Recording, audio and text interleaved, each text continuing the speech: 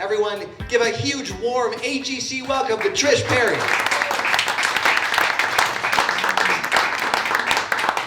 Okay, this is always a trick to do the microphone, the clicker, and the notes. So we'll see how that goes today. So what I want to talk to you about today is breaking the paradigm of goal setting for goal success. What I'm going to ask you to do is I'm going to invite you to be open, honest, and curious, to consider the alternatives and to reconsider goal setting. We set goals every year. And what would happen if, let me go back to that. What would happen if I told you that your cell phone will only work 8% of the time? Or if I told you that 92% of the time your computer will not work? What would you do? Freak out. Well, freak out, absolutely. Yet people don't freak out about their goals. So personally, I would return it and I would buy something different. I wouldn't buy the same brand. Yet in the United States, only 8% of people achieve their goals every year. That means 92% fail. How can we be okay with that? Yet we are. We do it every single year. The biggest change was when SMART goals came along, be specific, be measurable, etc. But that's like the biggest change that's ever happened in goals. And yet here we are still failing 92% of the time. So something's wrong, very wrong. So today we're going to cover what gets in the way of achieving our goals consistently, how we break the paradigm of goal setting to goal success, and then 3 specific ways to create goal success in 2023. I have 9 steps. I can only share 3 with you today because we have a time limit, but see me afterwards and I'd be happy to share everything else. So goal setting is part of my DNA. I worked at Target for 20 years. I was a leader, and we lived and died by our goals. The problem was, once we set those goals, they basically were chiseled in stone. It took some type of an apocalyptic scenario to happen to actually change any of the goals. So that's the way that I grew up, basically, in the corporate world, was that you set your goals, you drove towards them, and a lot of the time, you failed at them. So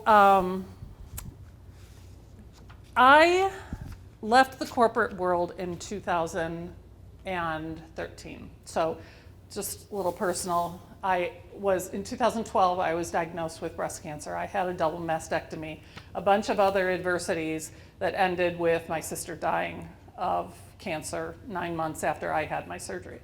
So at that point, I left the corporate world and I took some time off. And yet I still set goals, but I only set goals for work. I never set personal goals. And it was the same thing year after year after year. I would fail at about 50% of my goals. What gets in the way of achieving our goals? Do you know what I mean by setting other people's goals? Yes. Who's ever set other people's goals before? So I had a client, and he came to me, and we were working on his goals, and he said, okay, for 2021, I want to be promoted. He was a project manager. I want to be promoted to be a project supervisor. Great. So we went through his values, and I asked him these 3 questions that I ask of every value that people set.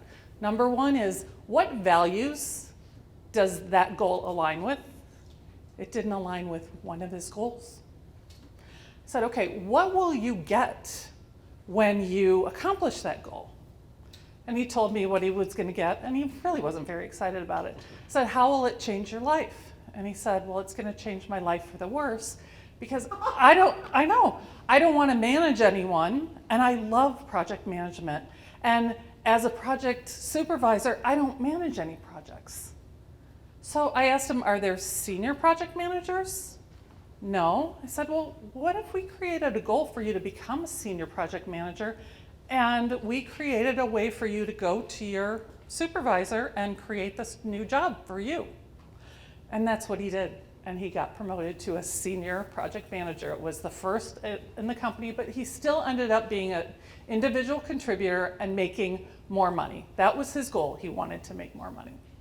The second is that we set too many goals.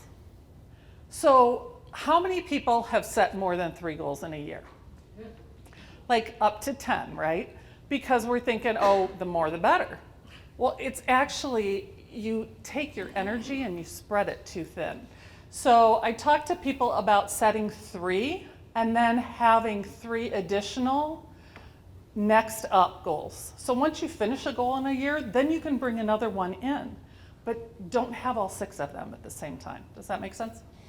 The third is that we set goals out of context of our whole life. Let me explain what that means. I had a client who set a goal, one goal that he was going to get promoted to a director, and the second goal was that he was going to spend more time with his family. And I said, really? So talk to me about how many hours you're going to have to work as a director. And he said, well, I'm going to have to work at least 60 hours. How many do you work now? 40. So you're going to lose 20 hours of your week.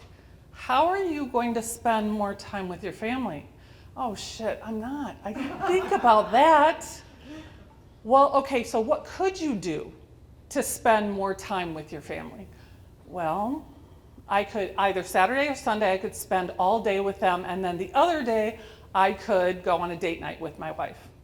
That's what we said. He ended up making both of those goals, but it was because he looked at it in his entire context, not just his work context and not just his personal. The fourth is not reviewing progress. So one of the things that I do is that I contract with the University of Minnesota and I coach their employees. And when I ask people what their goals are for the year, only about 15% of them can tell me what their goals are without looking back. And of those 10%, when I say, well, how are you doing on those? Or the 15%, maybe 10% can tell me how they're doing on them. And then they'll say, well, what does it matter? What does it matter if you review your progress? You probably is not going to make your goals, and then they get it at the end. And then finally is not reframing failure. Failure is not fatal. Let me repeat that. Failure is not fatal. Okay. So all of us know this because we've all failed at the same thing, and we've all gotten over that failure. All of us have learned to walk. Has anybody ever seen a baby walk? What happens? Pull up, fall down, pull up, fall down. Finally, they pull up and they get their center of balance. They're so proud of themselves, they're smiling. They take a step, and what happens? Their center of balance goes off and they fall again, right? What are they doing? Every time they're trying, they're actually failing and learning. They try again, they try again, they try again, and finally they're walking. We were born a trial and error species.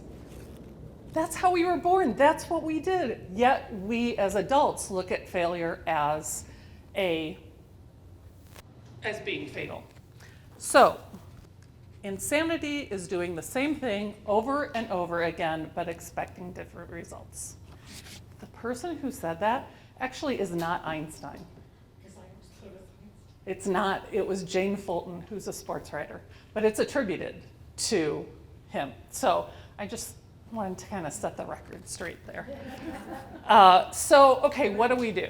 Now that we know why we fail, we're going to have to break the paradigm, right?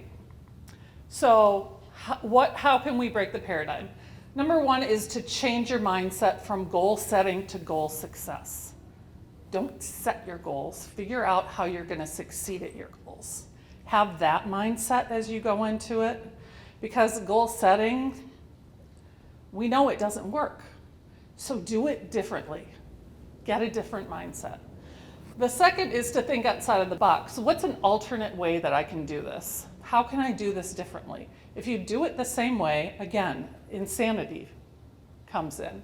And then the third is to test and adjust. And again, we've all done it. We've all learned to walk. So you are guaranteed that you can test and adjust. And then the bonus is to be persistent and don't give up. Anybody ever given up on a goal? Yeah. So I just published a book in October. Well, thank you.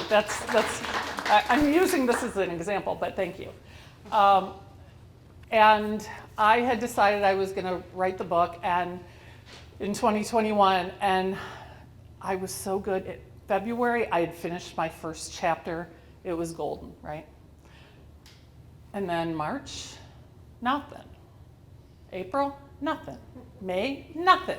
June, nothing. I had writer's block so badly, I could not move.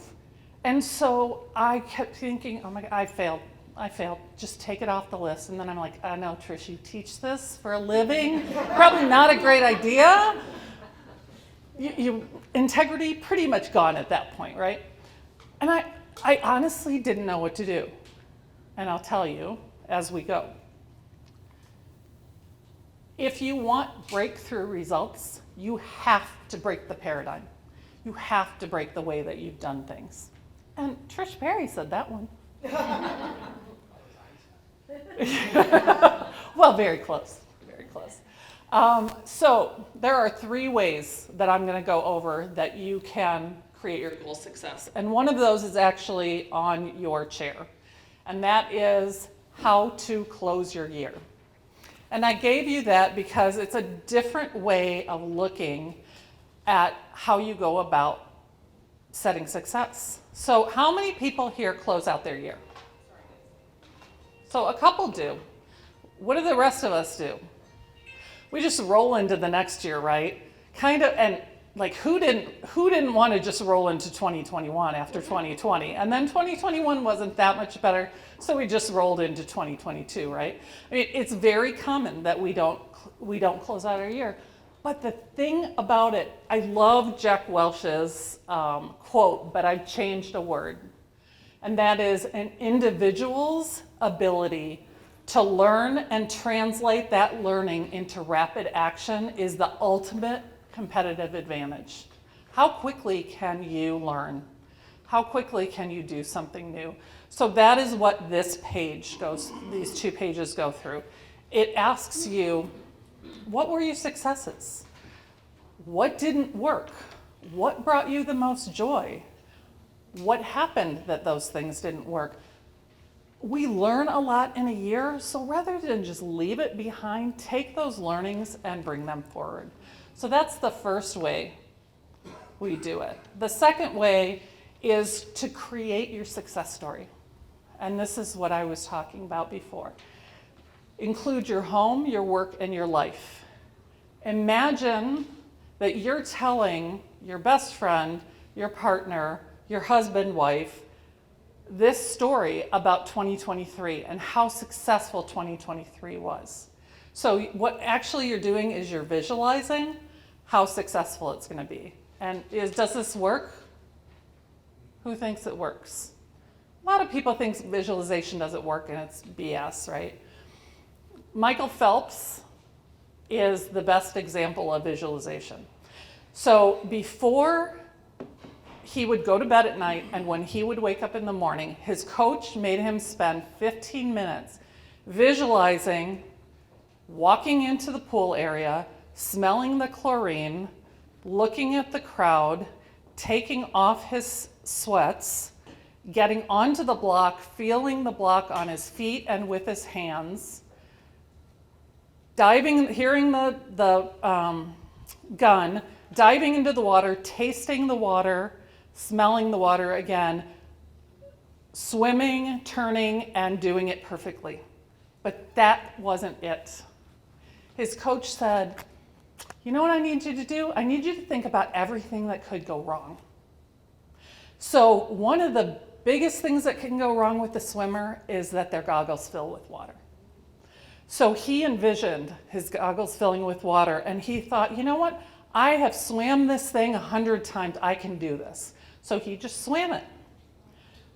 200-meter butterfly at the Olympics. his goggles start filling with water.